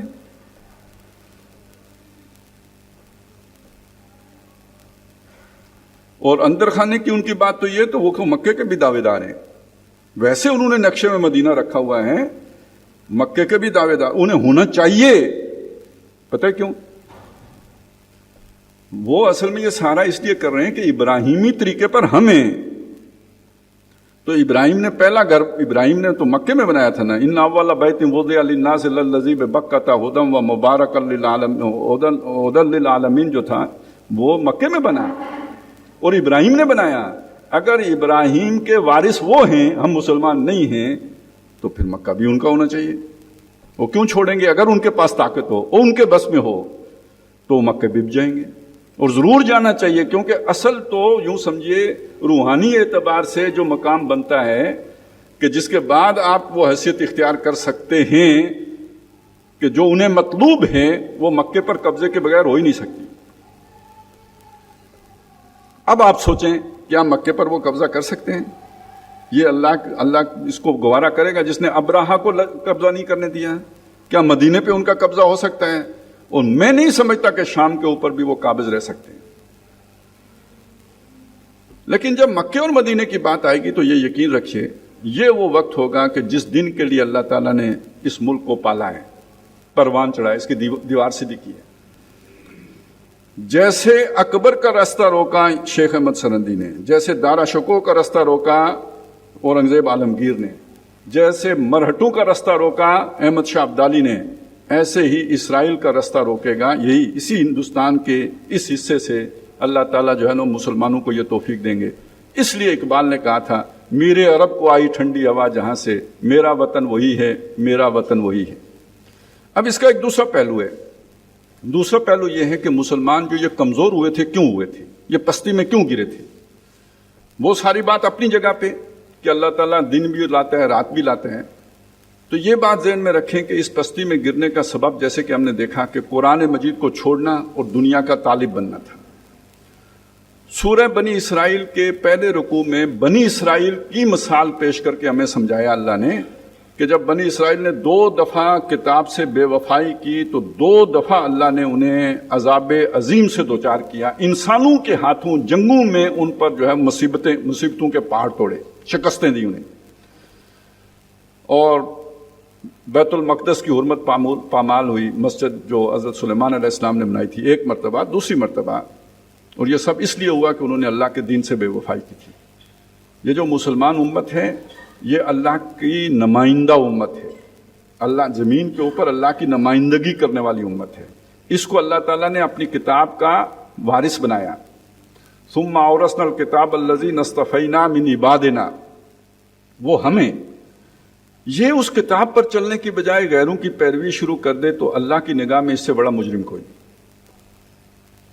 اور دنیا میں جو اللہ سزا دیتا ہے وہ اقتدار چھین کے دیتا ہے، جیسے وہ بنی اسرائیل کی تاریخ کے حوالے سے میں نے آپ کو بتایا. اسی طرح کی غیر قوموں کے ہاتھوں پٹوا کے دیتا ہے. یہی اللہ کا دستور ہے، یہی اللہ کی سنت ہے، یہی اللہ کا طریقہ ہے. تو پاکستان بنانے کے پیچھے ایک مقصد یہ بھی تھا. اقبال کا خواب، ہم کہتے ہیں نا مصور پاکستان ہے، مبشر پاکستان کیوں کہتے ہیں؟ کہ وہ یہ کہتے تھے کہ ہندوستان کے شمال مغرب میں یہ تو نظر آتا ہے کہ مسلمانوں کا ایک آزاد خطہ وجود میں آ جائے گا، لیکن اگر ایسا ہو گیا تو ہمیں موقع مل جائے گا کہ اسلام کے چہرے پر عرب ملوکیت میں جو داغ و دبے پڑ گئے تھے وہ ہٹا کر اصل اسلام کا چہرہ دنیا کو دکھا سکے. اب اس کے پیچھے پتہ ہے سوچ کیا ہے؟ اصل اسلام جب دنیا دیکھے گی تو وہ خود بخود اسے قبول کر لے گی. اس کے لیے کوئی اور تردد کرنے کی ضرورت نہیں ہے. اصل اسلام ہے ہی ایسا کہ دنیا کو اپنی طرف کھینچ لے گا. آج اگر دنیا اسلام سے دور ہے تو اس وجہ سے کہ اصل اسلام ہم نے نہیں دکھایا. تو اگر یہ ملک مل گیا تو ہمیں موقع مل جائے گا کہ ہم اصل اسلام دنیا کو دکھا سکیں. تو ملک ہم نے اصل اسلام دکھانے کے لیے حاصل کیا تھا، ہم نے تو اپنے ہاتھ دکھانے کے لیے استعمال کیا، ہاتھ رنگنے کے لیے اور ہاتھ دکھانے کے لیے استعمال کیا. ابھی تک تو یہی ہوا. تو اصل ذلت تو اس کا سبب انہوں نے یہ بیان کیا. اس کے لیے ایک عجیب بات یہ بھی ہے، بہت سے لوگوں کو نہیں پتا ہوگا کہ 1936 میں علامہ اقبال نے، ایک طرف آپ دیکھیں وہ مسلم لیگ کی حمایت کر رہے ہیں کہ ملک آزاد کرانا ہے، لیکن ایک اور جماعت بنا رہے ہیں خود، اور اس کا نام رکھنے ہیں جمعیت شبان المسلمین، اور اس کا مقصد بیان کر رہے ہیں کہ یہ نیک لوگوں کی جماعت ہوگی. یہ جب ملک آزاد ہو جائے گا نا تو اس کے لیے اس جمعیت کی ضرورت ہوگی تاکہ یہاں پر اسلامی نظام کو نفاذ کیا جا سکے. وہ چلی نہیں، 1-2 سال ہی چلی، پھر اس کے بعد ختم ہو گئی. ہم نے وہی نام اختیار کیا ہے، اس میں شبان المسلمین وہیں سے لیا ہے. جمعیت بیچ سے ہٹا دیا اس لیے کہ ابھی ہم نے اس کو اس طرح منظم نہیں کیا جیسے ایک جمعیت ہوتی ہے نا، اس طرح منظم نہیں کیا. تو جمعیت کا لفظ ہٹا دیا، شبان المسلمین وہی لے لیا. اب واپس آئیں ڈاکٹر اسرار احمد پہ. علامہ اقبال کی یہ سوچ ان سے لی مولانا مودودی نے رحمۃ اللہ علیہ، اور جماعت اسلامی بنائی. وہی جو جمعیت شبان المسلمین کا تصور تھا، اسی تصور پر مبنی جماعت، صالحین کی جماعت، نیکوکاروں کی جماعت، اللہ والوں کی جماعت، ربانیون کی جماعت، جو انہوں نے سوچا وہ جماعت اسلامی کی بنیاد رکھی. ڈاکٹر اسرار احمد بھی اولاً اسی جماعت کا حصہ رہے. بعد میں انہیں احساس ہوا کہ یہ اب وہ والی جماعت نہیں رہی تو اس سے وہ نکل گئے، چھوڑ دی، اور پھر تنظیم اسلامی بنائی اور انہی اصولوں پر بنائی. اور یہ والی جو تحقیق ہے یہ بھی اسی دور میں ہوئی تھی جب ڈاکٹر صاحب نے یہ تنظیم اسلامی بنائی. تو بعد میں پھر یہ پتہ چلا کہ علامہ اقبال نے بھی اس طرح کی ایک جماعت بنائی تھی، تو انہوں نے اپنے رسالے میں وہ پورا مضمون لکھا کہ اس طرح اقبال نے یہ سوچی تھی. تو اب آپ دیکھیں نا، اقبال نے جو سوچا اس کو عملی جامہ پہنانے کی کوشش کرنے والی شخصیت جہاں مولانا مودودی کی ہے، وہیں ڈاکٹر اسرار احمد رحمۃ اللہ علیہ کی ہے. یہ تعلق بھی ان کے درمیان ہے. اور اس کے پیچھے پاکستان اب کیا بنا جی؟ پاکستان یعنی یہ عملی جو کوشش کرنی ہے کہاں کرنی ہے، کس ملک میں کرنی ہے، کہاں وہ اسلام غالب ہوگا، وہ پاکستان ہے. اقبال کا خواب بھی یہی، ان سارے بزرگوں کا خواب بھی یہی. اور جب یہ ہوگا تو یہ پوری دنیا کے لیے گویا لائٹ ہاؤس کی حیثیت اختیار کر لے گا. اب دیکھیے وہ پہلی بات کا تقاضا کیا ہے، جب آپ فلسطین کا دفاع کر رہے ہیں، جب آپ شام کا دفاع کر رہے ہیں، یا آپ گریٹر اسرائیل نہیں بننے دے رہے ہیں، وہاں آپ کی ضرورت کیا ہے؟ وہاں شاہین میزائل کی ضرورت ہے، ذرار 3 کی ضرورت ہے، کچھ اس طرح کی چیزوں کی ضرورت ہے. یہاں پہ ضرورت کیا ہے؟ جب دنیا کے لیے آپ نے ایک مینارہ نور بننا ہے، ایک نظام عدل اجتماعی کی ایک یوں سمجھیے کہ اس کی مینیفسٹیشن، اس کا ایک عملی مظاہرہ دنیا کے سامنے جب ہوگا، یہ ہے وہ نظام جسے اسلام کا نظام کہتے ہیں. دیکھیں آج دنیا کے سامنے جب اسلام کا نظام آتا ہے نا، نام، تو تصور میں ایک بہت لمبی داڑھی والا شخص آتا ہے، اور ساتھ ہی آپ کو پتہ ہے وہ خودکش جیکٹ بھی آتی ہے. اسلامی نظام کا مطلب ایک دم دھماکہ. یہ آپ ذرا اندازہ کریں، آج سے تقریباً 15 سال پہلے ایک خبر آئی تھی کہ ایک جہاز، ایک فلائٹ، اس میں لوگ بیٹھنے والے تھے، بورڈنگ ہو چکی ہوئی تھی، اور ایک صاحب ادھر سے چلتے ہوئے آئے، لمبی داڑھی والے مسلمان صاحب. اور جب لوگوں کو پتہ چلا کہ اسی فلائٹ سے انہوں نے بھی جانا ہے، سب واپس چلے. انہوں نے کہا نہیں بھائی، ہم نے اس جہاز پہ نہیں جانا، جس پہ ان مولوی صاحب نے جانا ہے نا، اس پہ ہم نے نہیں جانا. تو پہلے جو فوری جو رد عمل ہوا نا، وہ خوشی کا تھا کہ حقیقی مسلمان سے لوگ اتنا ڈرتے. لیکن فوراً جو دوسری بات آئی ذہن میں کہ یار اسلام تو رب العالمین کا ہے، نبی صلی اللہ علیہ وسلم تو رحمت للعالمین ہے، یہ تو نظام عدل قسط ہے، عدل اجتماعی ہے، سارے انسانوں کے لیے اس میں بھلائی ہے، تو یہ اسلام سے لوگ ڈرتے کیوں ہیں؟ تو پتہ چلا کہ اسلام کا ہم نے کیا حلیہ ہی بگاڑ دیا ہے. اسلام کا مطلب دہشت گردی ہو گیا ہے. اسلام کا مطلب جو ہے وہ اب تو یہ ہے، ظلم ہے. مطلب جو جس چیز کا نام ہم نے خلافت رکھا ہوا تھا، جس شے کا نام، وہ تو بادشاہوں کا ظلم تھا، ملک کا ناظم تھا. دنیا تو خلافت اس شے کے، وہ تو 700 سال پہ محیط ہے. جس کو ہم خلافت کہتے ہیں وہ 30 سال کی، وہ کسے یاد ہے؟ وہ تو دب گئی ہے اس تاریخ کے نیچے جو مسلمانوں کی اصل تاریخ ہے. یہ ہیں جو اسلام کے چہرے پہ پردے پڑے ہوئے ہیں، جو اسلام کے چہرے پر داغ و دبے ہیں. وہ اصل اسلام جب آپ دنیا کو دکھائیں تو اقبال کا تصور یہ ہے کہ وہ لوگ تو خود لپک کے مسلمانی کی طرف آئیں گے، اسلام کی طرف آئیں گے. تو پاکستان حاصل کرنے کا مقصد یہ بھی ہے. اب اگر ہم یہ چاہتے ہیں کہ اقبال ہمارا ہیرو بنے، اب میں آتا ہوں آخری حصے میں، تو دیکھیں محض اقبال کو پڑھنے سے اقبال آپ کا ہیرو نہیں بن جائے گا. کیونکہ آپ پڑھیں گے تو آپ کو کچھ اور لوگ بھی پڑھا دیں گے کہ اقبال جو ہے نا وہ تو بڑا عاشق مزاج آدمی تھا، جرمنی میں عشق لڑاتا تھا. یہ آج کل یہ سارا کچھ ہو رہا ہے نا. اقبال کی کریکٹر اسسنیشن جتنی اس دور میں ہوئی ہے، یہ 2001 کے بعد پوری اس کی اپنی زندگی میں بھی نہیں ہوگی.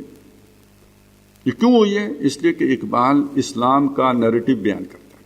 اس کو ڈیمیج کرنے کے لیے اقبال کی شخصیت کو ڈیمیج کرنا ضروری ہے. وہ کیا جا رہا ہے. تو کنفیوژن تو ادھر ہی رہے گی. تو کیسے بچیں؟ اقبال کو سمجھنے کے لیے یا موٹیویشن لینے کے لیے اقبال سے ضروری ہے کہ آپ کا تعلق قرآن سے ہو. اور یہی تو اقبال کہہ رہا ہے کہ قرآن کی طرف آؤ، اس سے جڑو. اس کو چھوڑنے کی وجہ سے ذلیل ہوئے ہو. وہ زمانے میں معزز تھے مسلمان ہو کر، اور تم خار ہوئے تارک قرآن ہو کر. اب آپ یہاں دیکھیں ڈاکٹر صاحب کو پوری زندگی قرآن کی خدمت کرتے گزاری ہے. درس قرآن ہو رہا ہے، دورہ ترجمہ قرآن ہو رہا ہے، عربی کی کلاسیں ہو رہی ہیں، 1 سالہ کورس ہو رہا ہے. یہ سارا کس لیے ہو رہا ہے؟ تاکہ مسلمان قرآن سے جڑیں. عوامی درس قرآن کے پروگرام ہو رہے ہیں تاکہ لوگوں تک قرآن مجید کی تعلیمات پہنچیں. آج ہم اگر قرآن سے جڑیں گے تو وہ والی صفات جو اقبال بیان کر رہا ہے وہ تو قرآن پیدا کرتا ہے. اب ذرا میں آپ کے سامنے تکابر رکھ رہا ہوں. پہلے تو وہ حدیث سنا دوں، اللہ کے نبی کا فرمان ہے صلی اللہ علیہ وسلم، الدنیا سجن المومن و جنت الکافر، دنیا مسلمان کا قید خانہ ہے، مومن کا قید خانہ ہے، کافر کی جنت ہے۔ میں نے آپ کو یہ حدیث سنائی ہے، میں اگر آپ کو اس پر عمل کرنے کا کہوں آپ مجھے پاگل کہیں گے۔ آپ کا کیریئر ہے، آپ کا پروفیشن ہے، آپ کا کاروبار ہے، آپ کی دنیا ہے، میں کہہ رہا ہوں جو آپ کو بہت عزیز ہے، میں کہہ رہا ہوں یہ قید خانہ ہے، یہ کافر کی جنت ہے۔ آج کے سارے مسلمان دنیا کو جنت بنانے کے چکر میں پڑے ہوئے ہیں کہ نہیں پڑے ہوئے؟ کہتے ہیں جی برین ڈرین ہو رہا ہے، کیوں ہو رہا ہے؟ کوالٹی لائف، امریکہ میں زندگی جئیں گے، یورپ میں زندگی جئیں گے، یہاں کیا زندگی ہے؟ یہ پاکستان کوئی رہنے والا ملک ہے؟ یہ ہماری اپروچ ہے، یہ ہمارا نقطہ نظر ہے، یہ ہماری سوچ ہے۔ اب دیکھیں قرآن ہمیں کیا بتاتا ہے، یہی سورہ کاف جس کے بیچ کے میں نے آپ کو مضامین سنائے ہیں نا، یہ شروع کہاں سے ہوتی ہے؟ اِنَّا جَعَلْنَا مَا عَلَى الْأَرْضِ زِینَةً لَہَا، یہ زمین کے اوپر جو کچھ بھی ہے اس کو ہم نے رونق بخش دی ہے، اٹریکٹیو بنا دی ہے، لوگوں کو اپنی طرف کھینچ لیتا ہے۔ یہ مال ہے، دولت ہے، زمین ہے، یا آپ آج کیریئر شامل کر لیں، کاروبار شامل کر لیں، یہ سب خود بخود کھینچتا ہے اپنی طرف۔ اِنَّا جَعَلْنَا مَا عَلَى الْأَرْضِ زِینَةً لَہَا لِنَبْلُوَهُمْ أَيُّهُمْ أَحْسَنُ عَمَلًا، تاکہ ہم اس کے ذریعے سے لوگوں کا امتحان لیں کہ اچھے اعمال کرنے والے کون ہیں، نیکیوں کی طرف آنے والے کون ہیں۔ اگر یہ اٹریکشن ہی نہ ہوتی تو سارے فرشتے ہوتے، یہ اٹریکشن ہے جو انہیں اپنی طرف کھینچ رہی ہے۔ تو اب ہم دیکھتے ہیں کہ ادھر رکتا کون ہے، ڈرین کون کر جاتا ہے، رک کون جاتا ہے، یہ ہے اصل امتحان۔ اور آخری حصے میں جا کے فرمایا قُلْ هَلْ نُنَبِّئُكُمْ بِالْأَخْسَرِينَ أَعْمَالًا، کیا ہم نہ بتائیں تمہیں کہ اعمال کے اعتبار سے سب سے زیادہ خسارے میں کون ہے؟ الَّذِينَ ضَلَّ سَعْيُهُمْ فِي الْحَيَاةِ الدُّنْيَا، پھر جواب دیا وہ لوگ کہ جن کی ساری محنت دنیا میں گم ہو کے رہ گئی، وَهُمْ يَحْسَبُونَ أَنَّهُمْ يُحْسِنُونَ صُنْعًا، اور وہ سمجھتے رہے کہ وہ بہت اعلیٰ کاریگری کر رہے ہیں، یعنی وہ جو زینت حیات دنیا ہے اس کو حاصل کر رہے ہیں۔ ظاہر ہے اسے حاصل کرنے کے لیے محنت کرنی پڑے گی، محنت دن رات ایک کرنا پڑے گا۔ سوچیں جو بچہ 90% نمبر حاصل کرتا ہے، کتنی محنت کرتا ہے تو 90% نمبر آتے ہیں۔ پھر اس کے بعد جو اپنے پروفیشن میں ایکسل کرتا ہے، کتنی محنت کرتا ہے، ڈوبتا ہے نا اپنے پروفیشن میں، تب جا کے کوئی مقام بناتا ہے۔ لیکن یہ 60 سال کے بعد وہ ساری محنت کا نتیجہ کیا نکلے گا؟ قبر کی مٹی۔ یہاں تو جنت بن گئی۔ وہ جو اقبال کہتا ہے اس سے بیزار ہو جاؤ، جو تجھے حاضر و موجود سے بیزار کرے، وہ تو ایک بات ہے نا، صرف انہوں نے ایک بات کہی، اس کی موٹیویشن آپ کو قرآن دے گا۔ انسان کا یہ نقطہ نظر قرآن بنائے گا کہ یہ دنیا جو ہے متاع الغرور ہے، دھوکے کا سامان ہے، اس کے پیچھے کیوں پڑتے ہو؟ یہ کسی ایک لیکچر سے یہ بات سمجھ میں نہیں آ سکتی، یہ وہ ذکر و فکر، اختلاط ذکر و فکر سے یہ بات سمجھ میں آتی ہے، اس کے بغیر یہ سمجھ نہیں آ سکتی۔ لہذا اقبال سے جڑنے کا مطلب یہ ہے کہ اللہ کی کتاب سے جڑا جائے، آپ اقبال سے بھی جڑ جائیں گے، نہیں تو آپ اقبال کو بس ایک شاعر کی حد تک اپریشیٹ کر سکیں گے، ایک مفکر کے طور پر، ایک ہدی خاں کے طور پر، ایک امت کے خیر خواہ کے طور پر کبھی نہیں جان سکیں۔ تو اصل بات یہ ہے کہ قرآن مجید سے جڑنا۔ تو اللہ تعالیٰ ہمیں یہ یعنی پوری زندگی کا مشن بنانے کی توفیق عطا فرمائے۔ یعنی جیسے آخر اقبال بھی تو دنیا میں کوئی مقام دنیا کے اعتبار سے بہت اونچے اوانوں میں جگہ بنا سکتے، نہیں بنائی۔ ڈاکٹر اسرار کی مثال میں نے آپ کے سامنے رکھ دی، میں پرانی مثالیں تو نہیں دے رہا، اس دور کی مثالیں دے رہا ہوں۔ تو اس طرح اگر آپ بھی کریں گے، یہ والی شان فقیری اختیار کریں گے، تو اللہ تعالیٰ آپ کو وزڈم بھی دے گا، حکمت بھی دے گا، دانائی بھی دے گا۔ اور اقبال نے یہ بات کہی ہے، یہ وزڈم کیسے ملتی ہے؟ یہ کلیجہ چھلنی ہوتا ہے تو ملتی ہے۔ کارے جہاں بانی سے ہے دشوار تر کارے جہاں بینی۔ جہاں بانی کیا ہے؟ اقتدار حاصل ہو جانا، دنیا میں کوئی ترقی حاصل کر لینا، یہاں پہ بہت لگزوریس لائف بسر کرنا، یہ سب کا سب جہاں بانی ہے نا، جہاں اس کو جہاں بان ہونا، یعنی اس کا انتظام و انصرام کرنا۔ اس سے مشکل ہے، دشوار تر ہے کارے جہاں بینی، دنیا کو دیکھنا، سمجھنا، اس کا مشاہدہ کرنا، اس کو گہرائی تک سمجھ سکنا۔ تو کیسے یہ جہاں بینی پیدا ہو، دنیا کو میں دیکھ سکوں، سمجھ سکوں، دھوکہ نہ کھاؤں، حقیقت کو جان سکوں، یہ نظر کیسے پیدا ہوتی ہے؟ جگر خوں ہو تو چشم دل میں ہوتی ہے نظر پیدا. جو دنیا کی محبتوں کی قربانی دینی پڑتی ہے، جس کے بدلے میں اللہ تعالیٰ پھر یہ نظر عطا کرتا ہے کہ دنیا کی حقیقت کی سمجھ آتی ہے. اور یہ حضور صلی اللہ علیہ وسلم دعا کیا کرتے تھے، اللہم ارنی حقیقت الاشیاء کما ہی، اے اللہ مجھے چیزوں کی حقیقت دکھا جیسے کہ وہ ہیں، جیسے نظر آتی ہے نا، جیسے فی الواقع ہیں ویسی دکھا. وہ نظر کیسے پیدا ہوگی؟ اس بے رغبتی کے نتیجے میں پیدا ہوگی. یہ وہ نقطہ نظر ہے جو قرآن پیدا کرنا چاہتا ہے، جو علامہ اقبال پیدا کرنا چاہتے ہیں، اور جو مسلمانوں کے لیے نجات کا اصل ذریعہ بن سکتا ہے. اللہ تعالی ہمیں یہ اختیار کرنے کی توفیق عطا فرمائے. اقول قولی ھذا واستغفر اللہ لی ولکم ولسائر المسلمین والمسلمات. السلام علیکم.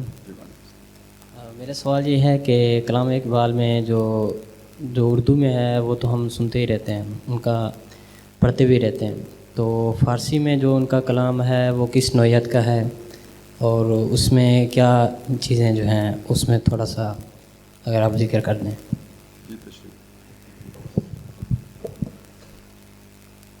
ویسے تو علامہ اقبال کا اردو کلام بھی اپنی مثال آپ ہے، اس میں کوئی شک نہیں ہے، لیکن علامہ اقبال کا اصل جو پیغام بھی ہے اور جو بھی شاعری کا کمال بھی ہے وہ فارسی میں.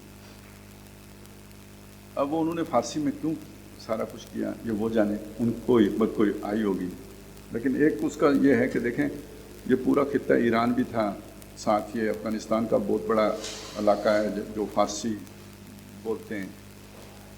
یہ جو 9 آزاد ریاستیں ہیں جو سوویت یونین کے ٹوٹنے کے بعد آزاد ہوئے ممالک، ان میں ایک بڑے علاقے میں فارسی بولی جاتی ہے. اس وجہ سے علامہ اقبال اس پورے علاقے میں جانے جاتے ہیں. اگر یہ سارا اردو میں ہوتا نا تو یہ شاید اتنی رسائی اقبال کی نہ ہوتی.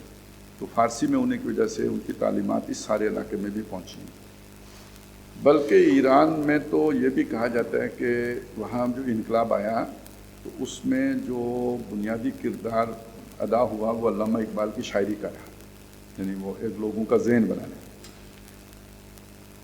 تو اس حوالے سے فارسی ویسے اتنی کوئی مشکل نہیں ہے، تھوڑی سی ایست اوست کرنا پڑتا ہے بس فارسی ہو جاتی. تو اب تو خیر وہ ہمارے زمانے میں تھوڑی بہت عربی بھی پڑھا دیتے تھے، میٹرک سے پہلے فارسی بھی پڑھا دیتے تھے. اتنے توجہ سے تو ہم نہیں پڑھتے تھے، مذاق شذاق بھی چلتا رہتا تھا. تو وہ ایک استاد تھے نا، وہ انہوں نے یہ جیسے ہوتا ہے نا واٹ از دس، تو ہوتا ہے وہ اینچے است ہوتا ہے، اسے اینچیست کہتے ہیں. تو لڑکوں نے بعد میں مذاق بنایا اینچیست، وہ پھر دوسرا کہتا این ککڑیست، پھر وہ پوچھتا این کی کردیست، این انڈے دیندیست. اتنی فارسی ہوتی. صاحب یہ جو دنیا سے بے رغبتی کی آپ نے بات کی ہے، اس میں آج کل جیسے آپ کے سامنے ہی ہے کہ جو شخص جس کے ہاتھ میں دنیا میں چلے سمجھ آتی ہے، دنیا دل میں بندہ نہ رکھے، ہاتھ میں ہو، کیونکہ جس کے ہاتھ میں ہوتی ہے آج دنیا اسی کی بات سنتی ہے. دنیا سے بے رغبتی اگر اتنی اختیار کر لیں گے کہ ہاتھ میں ہو گئے نہیں کچھ بھی، بس دنیا گزر رہی ہے، تو اس شخص کی اتنی بندہ کی بات بھی نہیں سنتا. تو یہ تھوڑا سا بس کلیریفائی کر دیں. جی تشریف. ویسے ایک بات تو آپ نے خود ہی بہت عمدہ کہہ دی، شاندار بات کہہ دی کہ دنیا ہاتھ میں تو ہو دل میں نہ ہو. ویسے یہ بھی بہت میچورٹی کی بات ہے اور یہ اس سے مشکل ہے. ایک شخص کے ہاتھ میں بھی نہ ہو دل میں بھی نہ ہو یہ آسان ہے، ہاتھ میں ہو دل میں نہ ہو یہ مشکل ہے. میری بات سمجھ گئے نا؟ جو شے ہاتھ میں ہو اس کا دل میں آنے میں تو دیر ہی نہیں لگتی. ٹھیک ہے نا؟ جو دور ہے تو سو دور ہے، تو وہ ہو سکتا ہے آپ کے دل میں بھی نہ آئے. لیکن یہ کہ اب اس کو یوں دیکھ لیں، ایک شخص کو اللہ تعالیٰ نے دنیا پہلے دی، اس کے بعد اسے دین کی سمجھ دی، تو وہ اسے اب ہاتھ میں رکھے دل میں نہ رکھے. جس کو اللہ نے سمجھ پہلے دے دی وہ اب اگر دنیا کی طرف جاتا ہے تو کمتر کی طرف جاتا ہے. اب اس پر دوسری بات کا اطلاق ہوگا. اس کو اللہ نے من و سلوہ دے دیا، وہ جو ہے نا وہ پیاز اور ٹماٹر اور یہ مانگ رہے ہیں. اتستبدلون الذی هو ادنی بالذی هو خیر، پھر وہ والی بات آ جائے گی، پھر مردود ہو جائے گا وہ شخص. تو اسے جب اس کو ہدایت مل گئی اس کے بعد دنیا کی طرف نہیں جانا چاہیے. پہلے سے ملی ہوئی ہے تو ٹھیک ہے، اپنی اس پوزیشن کو، اس اسٹیٹس کو وہ استعمال کرے دین کے لیے. جس کو وہ نہیں دیا اللہ نے تو اسی طرح اسے دین دے دیا تو وہ دین کو پریکٹس کرے. ہو سکتا ہے کہ آگے جا کے تو اللہ تعالیٰ اس کو کوئی اسٹیٹس بھی دے دے، یہ تو ابھی اس کے اختیار میں نہیں ہے، لیکن اس کے لیے ایفرٹ نہ کرے، اس کی طلب نہ رکھے.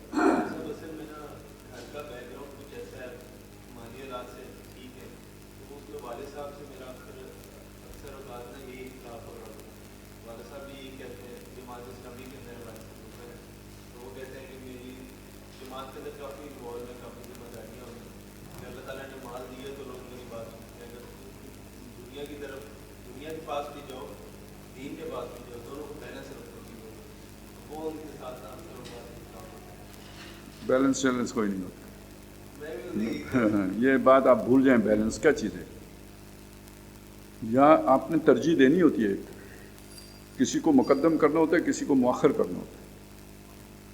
یُنَبَّأُ الْإِنسَانُ يَوْمَئِذٍ بِمَا قَدَّمَ وَأَخَّرَ. اس دن انسان کو بتا دیا جائے گا اس نے مقدم کیا کیا، مؤخر کیا کیا. اور مقدم عام طور پہ پھر وہی بات ہے، نو نقد والی چیز ہوتی ہے، 13 ادھار والی نہیں ہوتی. بل تؤثرون الحیات الدنیا، تم دنیا کو جو ہے وہ ترجیح دے بیٹھتے ہو. والآخرۃ خیر وابقیٰ، جبکہ آخرت بہت اچھی بھی ہے، باقی بھی رہنے والی ہے، یہ تو ختم ہو جانے والی ہے. تو یہ اصل میں ایک فریب ہے کہ میں بیلنس کر رہا ہوں. بیلنس کوئی نہیں، قربانی ہے ہر وقت. وَلَنَبْلُوَنَّكُمْ بِشَيْءٍ مِّنَ الْخَوْفِ وَالْجُوعِ وَنَقْصٍ مِّنَ الْأَمْوَالِ وَالْأَنفُسِ وَالثَّمَرَاتِ. کیا بیلنس ہے اس میں؟ سر کالج لائف سے لے کر اب تک کچھ چیزیں آبزرو کی ہیں اقبال کے حوالے سے، کہ صوفیزم ہو وہ بھی اقبال کو استعمال کرتے ہیں، تحریکیں ہوں وہ بھی اقبال کی بات کرتے ہیں، ایون کئی جگہوں پر تو شوبز میں بھی اقبال کا استعمال کیا جاتا ہے. تو جب اقبال کی خودی کا مطالعہ کیا غور سے تو اندازہ ہوا کہ اصل تو اقبال کا جو ویژن ہے وہ تو یہی ہے، دو نظریہ، دو قومی نظریہ اور اس کے بعد پھر یہ ایک حقیقی اسلامی ریاست. تو یہ جو دوسرے طبقے بھی اقبال کو کوٹ کرتے ہیں اور اس سے اپنی راستے نکالتے ہیں، اس کے حوالے سے اس کو کیسے مطلب دیکھا؟ اصل میں جو جامع شخصیات ہوتی ہیں، جن کی تعلیمات کے اندر جامعیت ہوتی ہے، وہ ہر ایک کے لیے کچھ نہ کچھ تو کشش رکھتے ہی ہوتے ہیں، کیونکہ ان کا بھی کسی نہ کسی سیرابی کا بندوبست ان کی فکر کے اندر موجود ہوتا ہے. حادثہ یہ ہوتا ہے کہ وہ بس اتنے ہی حصے کو لے لیتے ہیں جتنا انہیں پسند ہوتا ہے، پورا نہیں لیتے. تو وہ اسی حد تک اس شخصیت کو کوٹ بھی کرتے ہیں، اتنا ہی لیتے ہیں، باقی نہیں کرتے. السلام علیکم. جی وعلیکم السلام. جب آپ نے بے رغبتی کی جو کی ہے بات، تو جی اس میں دنیا سے بے رغبتی جی ایک جی معیار کیا ہے، اور اس کی جی ظاہری طور پر اس کی علامات کیا ہیں کہ مال جمع نہ کیا جائے، یا اس کا کیا معیار ہے؟ مطلب ہمارا دین اسلام تو ہمیں یہ سکھاتا ہے کہ ہر کام میں میانہ روی سے لیا جائے کام. تو مال کی کیا حیثیت ہے، مال جمع نہ ہو یا اس طرح؟ مطلب سمجھ آ گیا. میانہ روی بھی بہت اچھا لفظ ہے. اب جان پہ بن گئی ہو، آگ میں کودنا ہو ابراہیم علیہ السلام نے، اور یہی وقت کی ڈیمانڈ ہو، تو اب کیا میانہ روی ہوگی؟ اپنے 2 ٹکڑے کر کے آدھا ڈال دو آگ میں، آدھا باہر رکھ دو، یہ میانہ روی ہوگی؟ یا سموچی آگ میں چھلانگ لگانی پڑے گی؟ کیا یہ انتہا پسندی ہوگی؟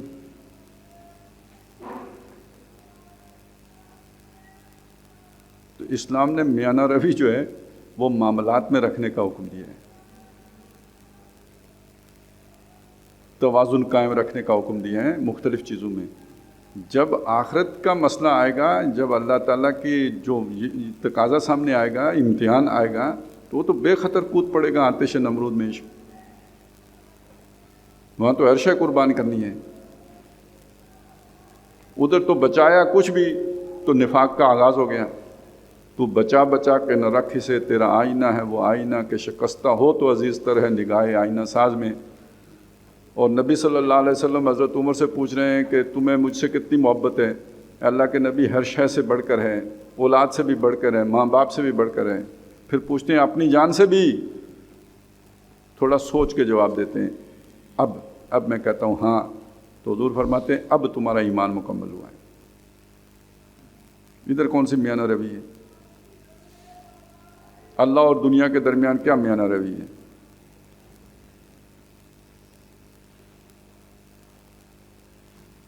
بین الانسان میانہ روی ہے، یعنی میاں بیوی ہیں تو وہاں پہ میانہ روی رکھو، دو بیویاں ہیں تو میانہ روی رکھو، ماں اور بیوی کے درمیان میانہ روی رکھو، جہاں ہم سے نہیں رکھی جاتی یہاں میانہ روی ہے۔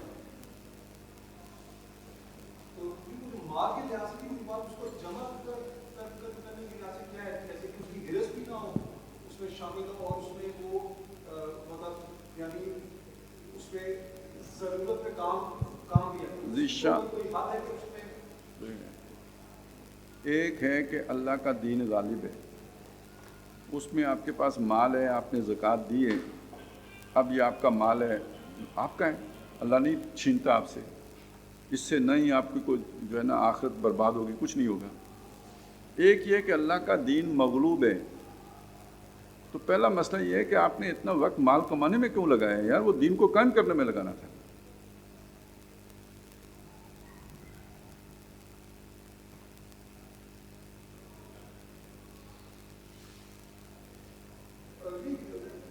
چلیں آپ رکھ لیا کریں، آپ جتنا مرضی رکھ لیں، اب میں نہیں روکتا، بس سمجھا دیا ہے، اب آگے جتنا مرضی رکھ لیں، چلیں۔ السلام علیکم۔ علامہ اقبال کا ایک شعر ہے کہ میرے، جو ابھی آپ نے عرض بھی کیا، میرے عرب کو جہاں سے ٹھنڈی ہوا آئی، میرا وطن وہی ہے، میرا وطن وہی ہے۔ اس کے علاوہ ایک اور شعر بھی ہے جہاں پہ مجھے وہ ایگزیکٹ یاد نہیں ہے، لیکن وہ کہتے ہیں کہ ہم مسلمان ہیں، سارا جہاں ہمارا وطن ہے۔ تو جو وطن، ایک انہوں نے کہا ہے کہ میرے عرب کو جہاں ٹھنڈی ہوا آئی، میرا وطن وہی ہے، یہ وطن بننے والے پاکستان کو ریپرزینٹ کرتا ہے یا پوری دنیا، پورے جہاں کو ریپرزینٹ کرتا ہے؟ جی تشریف رکھیں۔ ویسے تو آپ کے سوال کے لیے جو بنیاد بنائی ہے نا، وہ یہ بنائی ہے کہ سارے جہاں سے اچھا ہندوستان ہمارا، وہی والا ہے نا وہ جو آپ نے پہلا شعر پڑھا۔ تو علامہ اقبال پر بھی مختلف ادوار گزرے ہیں، وہ ایک دم 1936 میں نازل ہو کے 1938 میں فوت نہیں ہوئے، بچپن بھی گزرا ہے، جوانی بھی آئی ہے، تو انسان کی سوچ کا بھی ارتقاء ہوتا ہے۔ ایک وقت تھا انہوں نے ہندوستان کے ترانے الاپے ہیں، اس میں کوئی شک نہیں ہے، لیکن وہی ہندوستان کے شمال مغرب میں ایک علیحدہ مسلمان ملک کے قائم ہونے کی بھی نشاندہی کر رہے ہیں، تو اس کا مطلب ہندوستان کی تقسیم کا بھی دعویٰ کر رہے ہیں۔ تو اب جب یہ بات کر رہے ہیں تو پھر وہ پہلی بات کی تو نفی ہو گئی نا، تو یہ اصل میں ان کی سوچ کا ارتقاء ہے۔ دوسری بات یہ ہے کہ سارے جہاں کے بارے میں وہ نہیں کہہ رہے ہیں، اس لیے کہ وہ ایک حدیث کا حوالہ دے رہے ہیں، میرے عرب کو آئی ٹھنڈی ہوا جہاں سے، تو وہ ایک حدیث ہے کہ جس میں نبی صلی اللہ علیہ وسلم فرما رہے ہیں کہ مجھے مشرق سے ٹھنڈی ہوا آ رہی ہے۔ تو وہ جو مشرق سے حضور صلی اللہ علیہ وسلم کو ٹھنڈی ہوا آ رہی ہے، وہ کہہ رہے ہیں کہ یہ میرا ملک ہے، یعنی یہ کہ یہ جو شمال مغربی ہندوستان میں جو علاقہ ہے جہاں پہ میں رہتا ہوں، تو وہ سیالکوٹ ہو یا لاہور ہو، تو میرا وطن وہی ہے، میرا وطن وہی ہے۔ سر میرا آپ سے سوال یہ ہے کہ سر آپ نے جو اللہ کا نظام غالب آنے کے لیے، خلافت کا نظام قائم کرنے کے لیے جو اویئرنیس کمپین ہے، جس طرح پیرنٹنگ میں، چائلڈ میں، اسکولنگ میں، وہ کہاں سے اسٹارٹ کرنی چاہیے؟ مطلب انیشیل ایج سے فائنل ایج تک اس کا کہاں سے پلان کرنا چاہیے؟ دیکھیں، اس کی کوئی ایک میعاد مقرر نہیں ہے کہ آپ فلانی جگہ سے شروع کر کے فلانی تک لے کے جائیں۔ بات یہ ہے کہ کس کو کب سمجھ آتی ہے۔ کوئی خوش نصیب وہ ہوتے ہیں کہ جنہیں چائلڈہڈ میں ہی سمجھ آ جاتی ہے، کوئی وہ ہوتے ہیں کہ جنہیں جا کے کہیں لیٹ ایج میں سمجھ میں آتی ہے۔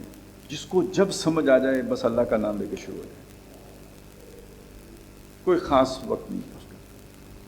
یہ تو اب ہم تقسیم کرتے ہیں نا، ابھی میں ذرا تعلیم سے فارغ ہو لوں، ٹھیک ہے، یہ ایک فریب ہوتے ہیں۔ آپ تعلیم سے فارغ ہوں گے تو آپ کو اگلا مرحلہ درپیش ہوگا، آگے آپ کی شادی ہونی ہے، کوئی جاب ہوگی، کچھ آپ کا کیریئر بنے گا، تو کسی اچھی جگہ پہ آپ کا رشتہ ہوگا، تو ذرا یہ ہو جائے تو پھر رشتہ ہو جائے گا. تو ذرا ابھی کچھ سال ہی تو ہوا ہے, ذرا سیٹل ہو جاؤں تو پھر سیٹل ہوتے ہیں تو اتنے اولاد نکلنا شروع ہو جاتی ہے. ان کی تعلیم سے فارغ ہو دونوں تو پھر وہ ادھر سے فارغ ہوئے, آج پی لے کر لوں تو پھر جب تک اپنی زندگی پیلی ہو چکی ہے. سر ہم نے اقبال کی تعلیمات سے اللہ کے قرآن سے ہم نے اپنی انڈیویجولزم میں ہم نے بہتری لی ہے, لیکن جب ہم اس کو اجتماعی سطح پہ غالب کریں گے تو اس کے لیے ہمیں سر نظام کی ضرورت پڑے گی. کیا ایسے ہی ہے؟ ہاں نظام کی ضرورت. مطلب ہم پھر بہتر طریقے سے کر پائیں گے. جی ہم اسے بہتر طریقے سے کر پائیں گے. جی بالکل. یعنی یہ دیکھیں نا, ایسا ہے نظام ایک مشین کی مانند ہے, ہم اس میں ایک پرزے کی مانند ہیں. پوری مشین کا جو رخ ہوگا پرزا ادھر ہی چلے گا. اب یہ تو نہیں ہو سکتا کہ پرزا اٹھ کے مشین کے اگینسٹ چل پڑے, وہ تو کرش ہو جائے گا. تو پوری مشین جب اللہ کے نظام کے تابع آ جائے گی یا اللہ کے قانون کے تابع آ جائے گی تو ہر پرزے کے لیے سہولت پیدا ہو جائے گی. تو فرد آج کے دور میں فرد کی کوئی وقت نہیں رہی, آزادی اس کی ختم ہو گئی ہے. نظام کے جبر کے نیچے وہ کسا گیا, اور وہ جبر اب اس درجے میں ہے. دیکھیں نا, آپ کے ٹیکسیز ہیں, یوٹیلیٹی بلز ہیں, چارجز ہیں, یہ چیزیں ہیں, انہوں نے پوری طرح آپ کو اپنے شکنجے میں کسا ہوا ہے. عہد حاضر ملک الموت ہے تیرا, جس نے قبض کی روح تیری دے کے تجھے فکر معاش. روح قبض کرنا چاہیے. تو جب تک وہ عادلانہ نظام قائم نہیں ہو جاتا, اللہ کی کامل بندگی بھی ممکن نہیں. باطل کے اقتدار میں تقویٰ کی آرزو, کتنا حسین فریب ہے جو کھا رہے ہیں.